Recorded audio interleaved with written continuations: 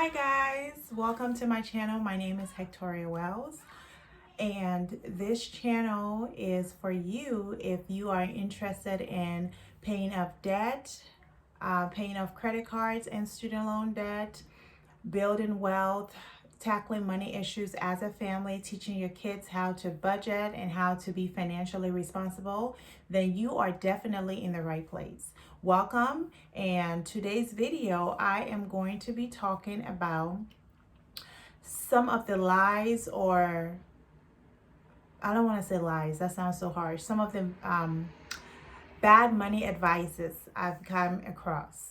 And if you want to learn some of these, and if you have been told some things about money, maybe it's time for you to look at a different perspective on things. So stay tuned, let's talk. So the first thing I'm going to talk about is someone told me that only rich people budget. Budgeting is only for rich people. I can't stress how important it is to budget. Budget is just your spending plan. That is simply what it is. It is your, according to the budgetista, it is your mama, the budget is your say yes plan. However you want to coin it, a budget gives you the ability to spend freely. And that's the irony of it. Like, it actually gives you freedom and permission to spend. A budget is a plan that you have put on paper. You decide what your budget is, right? You put this number on paper and you say, I want to spend X, Y, and Z. So when you get money and you spend X, Y, and Z, where's the harm? It is your spending plan. A budget simply tells you what you have coming in and helps you shows you where your money is going. So the idea that only rich people need to budget is such a false statement to make, and it's so misleading. So if you're watching this out there and you've ever been told this lie, this is not true. If you are making any kind of money, you need to budget. You need to budget for your money, because if you don't budget, you will not know where your money is going. So I don't care if you make $1 a week, $1,000, $200,000, it doesn't matter. You need to budget according to your needs and your income, and that's all that it is. A budget is your spending plan. The second thing I was always told was everybody has debt. And not that it's a lie, because everybody doesn't have debt, right? Most people have debt. This is true, but that don't mean we have to stay in debt. I just don't understand that mentality. Yes, people have debt. I agree. But if you want to change that, if you come from a family where you don't budget, you don't really talk about finances, you don't plan, right? That doesn't mean that has to be your future. The fact that everyone has debt and we should be okay with it, that is not an okay statement. If you have debt, I'm here to tell you, especially consumer debt, you can pay all of that off. You do not have to live paycheck to paycheck and be suffering because you have debt. Every time the phone rings, you're afraid that it's a creditor calling you. That is not okay. As long as you're working hard, you should be able to enjoy your money on the things that you want to. And debt is holding you back. So just because everyone, quote unquote, has debt doesn't mean you should. Another thing I have been told was I need a credit card. I need to have a credit card to have good credit. I need to have a credit card to survive in America. That is not true. That is not true. I was able to repair my credit by paying off my debt. My debt to income ratio was a lot smaller, and I wasn't seen as a risky investment. We were able to buy our home and I didn't have credit cards on there. So is credit card bad? I'm not going to sit here and say it is. Credit card is not bad. I just think that You have to educate someone on credit card before you hand them a credit card.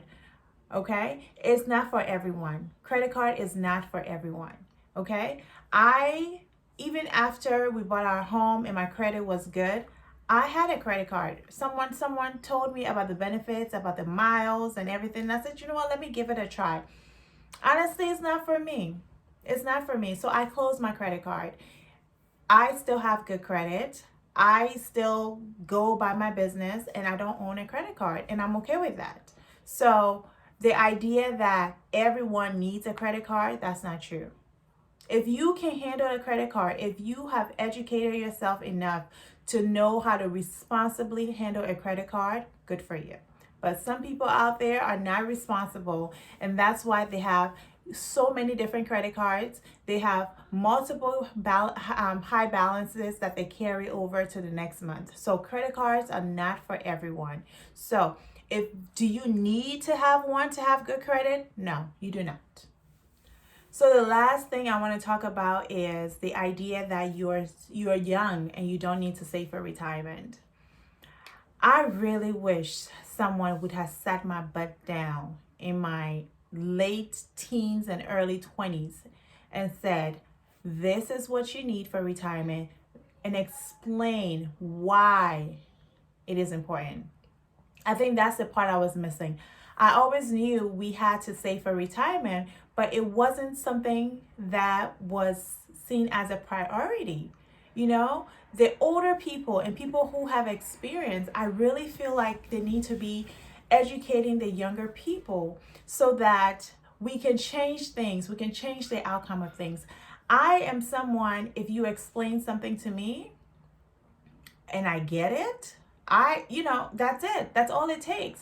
But no one really explained the why, right? And why we need to save for retirement. Why is it important? And the truth is, we are not going to be able to work forever.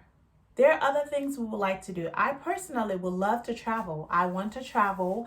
I want, when I have kids, I want the flexibility of if they need me to come babysit for an extended period of time, or if I want to just pop in for 2-3 months, I want the option to do that. So the only way I can do that is if I can retire.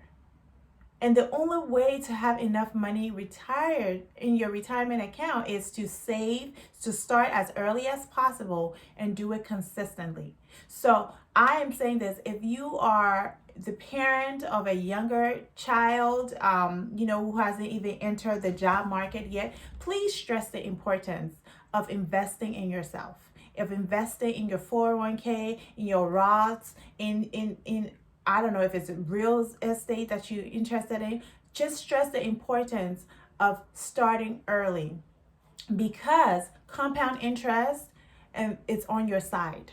When you start early, the same amount of money it may take me, you might have double that amount of money because you started in your 20s versus your 30s, versus your 40s, definitely versus your 50s.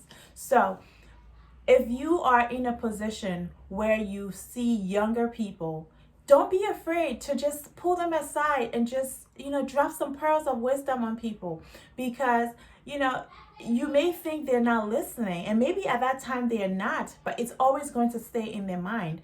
I really wish I had listened to that nurse who pulled me aside and was like, girl, you better retire. You better invest in your 401k. But she never explained to me why.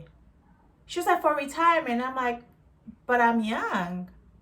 Why do I need to save for retirement? I was like 21. I don't think any of these statements that were made out of malice. I don't think any of the information shared was shared just to purposefully mislead me but I just think that we have to educate ourselves.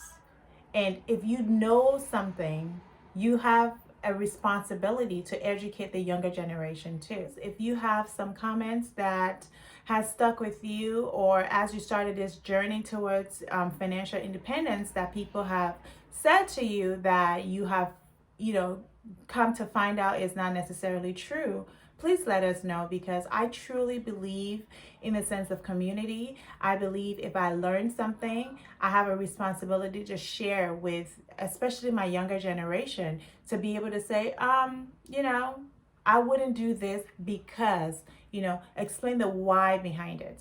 So I thank you so much for watching. I will see you in my next video. Be safe out there, guys. Bye.